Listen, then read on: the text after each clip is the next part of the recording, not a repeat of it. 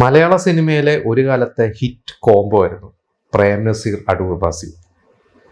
89-90 കാലഘട്ടമായപ്പോൾ തന്നെ ഇവർ രണ്ടുപേരും വിട പറഞ്ഞു.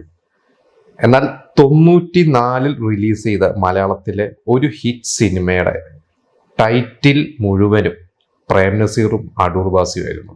ആ ഒരു സിനിമയെക്കുറിച്ചാണ് ഞാനിന്ന് നിങ്ങളോട് ഷെയർ ചെയ്യാൻ പോകുന്നത്. മലയാള സിനിമയിലൊരു ട്രെൻഡ് തന്നെയായിരുന്നു മേലെ പറമ്പിൽ ആൺവീട്. ഇന്നും രാജസേനൻ എന്ന് പറയുന്ന ഒരു സംവിധായകൻ അല്ലെങ്കിൽ രാജസേനൻ ജയറാം കോംബോ എന്ന് പറയുമ്പോൾ കുറേ സിനിമകൾ ഉണ്ടെങ്കിലും നമ്മുടെ മനസ്സിൽ ആദ്യം വരുന്ന ഒരു സിനിമ മേലെ പറമ്പിൽ ആൺവീട് തന്നെയായിരിക്കും. കടിഞ്ഞൂൽ കല്യാണത്തിലാണ് അവരുടെ ഒരു കോംബോ സ്റ്റാർട്ട് ചെയ്യുന്നത്. അതിനും അയലത്ത് അദ്ദേഹം, പിന്നെ മേലെ പറമ്പിൽ ആൺവീട്. അപ്പൊ മേലെ പറമ്പിൽ ആൺവീടോട് കൂടി ആ ഒരു പ്രേക്ഷകർക്ക് എന്താ പറയുക, ഇവർ രണ്ടു രാജസേനൻ ജയറാം എന്ന് പറഞ്ഞാൽ ഭയങ്കര പ്രിയപ്പെട്ട കോംബോയി മാറി. ഇപ്പൊ ഈ ഒരു സിനിമയ്ക്ക് ശേഷം എന്ത് തരം സിനിമ ചെയ്യണം എന്നുള്ള ഒരു ചിന്തയിലായിരുന്നു രാജസേനൻ. അങ്ങനെ രാജസേനനും റൈറ്ററൊക്കെ കൂടിയിട്ട് ഒരു ഐഡിയ ഉണ്ടാക്കിയതാണ് ഒരു CAD ആവാൻ നടക്കുന്ന ഒരു 3 ചെറുപ്പക്കാർ, ഒരു നായകനും പിന്നെ വേറൊരു 2 ചെറുപ്പക്കാർ. CAD ആവാൻ നടക്കുന്ന ഒരു 3 ചെറുപ്പക്കാരും ഇവരുടെ ഒരു ഈഗോയും അല്ലെങ്കിൽ ഇവരുടെ ഒരു മത്സരമൊക്കെയാണ്. അങ്ങനെ ആ ഒരു ഒരു എന്താ പറയാ, വളരെ വ്യത്യസ്തമാണ് അത്. കാരണം CADയുടെ പേര് ഉണ്ണികൃഷ്ണൻ എന്നാണ് കേട്ടത്.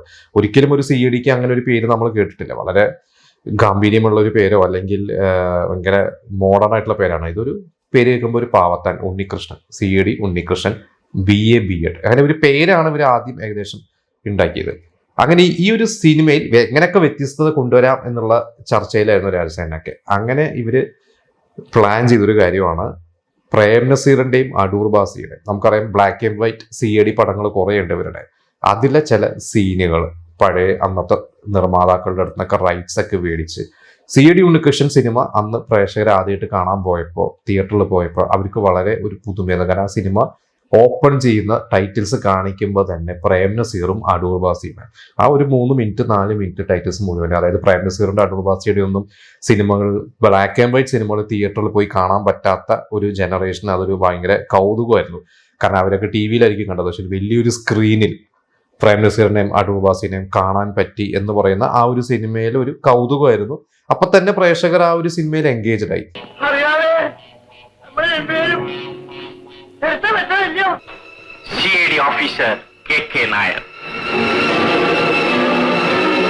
പിന്നീട് ആ സിനിമ ഹിറ്റായിരുന്നു. 94 ഓണത്തിനാണ് ആ സിനിമ ഇറങ്ങിയത്.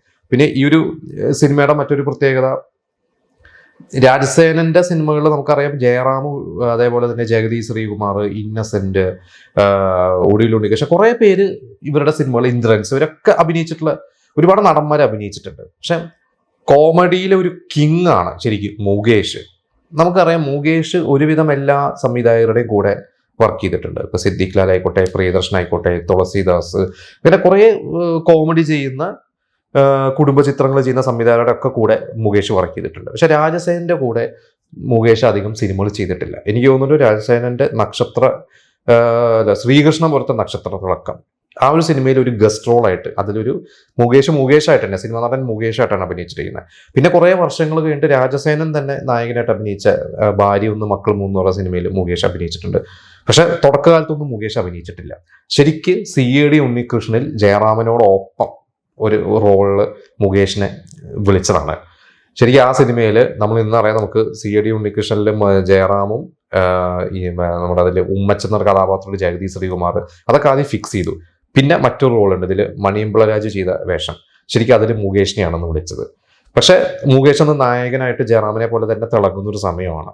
അപ്പോൾ മുകേഷിന് രാജസേനൻ ഒരിക്കൽ ഒരു അഭിമുഖത്തിൽ പറഞ്ഞത്, മുകേഷിന് അതിൽ 1-2 കണ്ടീഷൻസ്, സ്ക്രിപ്റ്റ്ലെസ് ആക്ഷൻസ് എന്തൊക്കെയോ പറഞ്ഞു കഴിഞ്ഞപ്പോൾ അത് ഇവർക്ക് അത്ര ഉൾക്കൊള്ളാൻ പറ്റാത്തതുകൊണ്ട് മുകേഷിനെ മാറ്റിയിട്ടാണ് മണിയമ്പിള്ള രാജുവിനെ വിളിച്ചത്. അപ്പം മണിയമ്പിളയും കോമഡിയിൽ ഒരു കിങ് തന്നെയാണ്.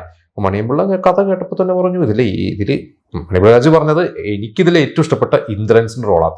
നമുക്കറിയാം ആ സിനിമയുടെ തുടക്കം മുതൽ അവസാനം വരെയുള്ള ഒരു ക്യാരക്ടറാണ് ഇന്ദ്രൻസ്. കാരണം ഇന്ദ്രൻസ് അതിന് മുമ്പ് മേലെപ്പറമ്പിൽ ആൺവീടിലൊക്കെ ഒരു ബ്രോക്കറായിട്ടും ഒക്കെ ചെറിയ ചെറിയ വേഷങ്ങളാണ് ചെയ്തത്. പക്ഷെ CAD ഉണ്ണികൃഷ്ണനിലാണ് ഇന്ദ്രൻസിന് ഒരു ത്രൂ ഔട്ട് റോൾ കിട്ടിയത്.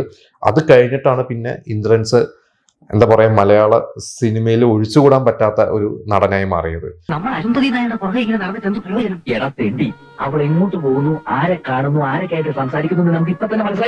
ഇതുപോലെ CAD ഉണ്ണികൃഷ്ണനില് സുകുമാരൻ്റെ ശക്തമായിട്ടുള്ളൊരു കഥാപാത്രമുണ്ട്. സുകുമാരനെ എനിക്ക് തോന്നുന്നു ഇതേപോലെ തന്നെ 90കളിൽ തന്നെ നമ്മൾ എടുത്തു കഴിഞ്ഞാൽ അധികം മെയിൻ സ്ട്രീം സിനിമകളിൽ സുകുമാരനെ അഭിനയിച്ചിട്ടില്ല. ഒരു 94 ആയപ്പോൾ തന്നെ സുകുമാരൻ്റെ പടങ്ങളുടെ എണ്ണം കുറഞ്ഞു.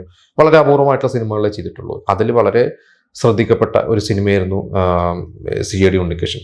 ശരിക്ക് 94 വിഷുവിനാണ് CID ഉണ്ണികൃഷ്ണൻ തിയേറ്ററിൽ റിലീസ് ചെയ്യുന്നത്. ആ വിഷുവിന് വേറെയും ഒരുപാട് സിനിമകൾ ഉണ്ടായിരുന്നു. ആ ഒരു സമ്മർ വെക്കേഷൻ തന്നെ പറയാം, ഏപ്രിൽ മെയ്. അതിൽ പിൻഗാമി എന്ന് പറയുന്ന ഒരു സിനിമ റിലീസ് ചെയ്തിരുന്നു. തേന്മാവിൽ കൊമ്പത്തുണ്ടായിരുന്നു, കാബൂളിവാല ഉണ്ടായിരുന്നു, കുറേ സിനിമകൾ ഉണ്ടായിരുന്നു. അതിൽ പക്ഷേ ഇതിൻ്റെ എല്ലാം കൂടെ അത്യാവശ്യം ഹിറ്റായ സിനിമയായിരുന്നു ഈ CID ഉണ്ണികൃഷ്ണൻ. സുകുമാരൻ CID ഉണ്ണികൃഷ്ണനിലും അഭിനയിച്ചിട്ടുണ്ട്, പിൻഗാമിയിലും അഭിനയിച്ചിട്ടുണ്ട്. എനിക്ക് തോന്നുന്നു സുകുമാരൻ്റെ 94 എന്ന് പറയുന്ന ഒരു വർഷത്തിൽ വളരെ കുറച്ച് 4-5 സിനിമകൾ സുകുമാരൻ്റെ അഭിനയിച്ചിട്ടുള്ളൂ. പക്ഷെ അതിൽ എടുത്തു പറയാവുന്ന 2 സിനിമകളാണ് CID ഉണ്ണികൃഷ്ണനും പിൻഗാമിയും. രണ്ടിലും ഒരു നെഗറ്റീവ് വേഷമാണ്. അപ്പോൾ CID ഉണ്ണികൃഷ്ണനിൽ അപ്പോൾ ഈ പറഞ്ഞ പോലെ CID ആയിട്ട് വരുന്ന ഒരു BA-BEdകാരൻ എന്നൊക്കെ പറയുന്ന അങ്ങനത്തെ ഒരു, അതായത് ശരിക്കും പറഞ്ഞാൽ അതിൻ്റെ കഥ ഒരു അന്വേഷണമാണ്. ശരിക്കും പറയുകയാണെങ്കിൽ അതൊരു സീരിയസ് ആയിട്ട് എടുക്കുകയാണെങ്കിൽ സീരിയസ് മൂഡിലേക്ക് പോകുന്ന ഒരു സിനിമയാണ്. പക്ഷെ ഇവർ ആ ഒരു കോമഡി തന്നെയാണ്, അതിൻ്റെ ഒരു കോമഡി ടോണിൽ തന്നെയാണ് ആ സിനിമ കൊണ്ടുപോയിട്ടുള്ളത്. അപ്പോൾ എനിക്ക് ഇങ്ങനെ ഒരു രസകരമായിട്ട് തോന്നി. കാരണം മുകേഷും രാജസേനും അധികം സിനിമകൾ ചെയ്തിട്ടില്ല. പിന്നെ മണിപിള്ള രാജുവിൻ്റെ റോള് ചിലപ്പോൾ മുകേഷ് വന്നിരുന്നെങ്കിൽ ജയറാം മുകേഷ് ഒരു കോംബോ ഉണ്ട്, നമ്മൾ അതും അധികമൊന്നും നമ്മൾ കണ്ടിട്ടില്ല. ജയറാം മുകേഷുമായിട്ടുള്ള കോമ്പിനേഷനൊക്കെ ചിലപ്പോൾ മുകേഷ് ആയിരുന്നെങ്കിൽ ചിലപ്പോൾ വേറൊരു തരത്തിലോട്ട് അത് കൊണ്ടെത്തിച്ചേനെ. മണിപിള്ള രാജു ആയിരുന്നെങ്കിലും മണിപിള്ള രാജു നന്നായി ചെയ്തിട്ടുണ്ട്. അപ്പോൾ ഇതുപോലത്തെ ഇത്തരം രസകരമായിട്ടുള്ള ചില വാർത്തകളൊക്കെ നിങ്ങൾ നമ്മളോട് ഷെയർ ചെയ്യുക. അതുപോലെ നിങ്ങൾക്ക് ഇഷ്ടപ്പെട്ട, അതായത് നമ്മുടെ ചാനലിലൂടെ കാണാൻ ആഗ്രഹിക്കുന്ന എന്തെങ്കിലും കണ്ടന്റ്സ്, അതുപോലെ തന്നെ സിനിമകൾ, നടന്മാർ, അതുപോലെ തന്നെ സംവിധായകർ, ഇവരുടെ കഥകൾ, നിങ്ങൾക്ക് എന്തൊക്കെയാണ് നിങ്ങൾക്ക് ഇഷ്ടപ്പെടുന്നതെന്ന് കൂടി നമ്മളടുത്ത് ഷെയർ ചെയ്ത് കഴിഞ്ഞാൽ നമ്മൾ അതുപോലത്തെ കാര്യങ്ങൾ കൂടി നമ്മൾ റിസർച്ച് നടത്തി നമ്മളും ഒരു പ്രോഗ്രാം അവതരിപ്പിക്കുന്നതായിരിക്കും.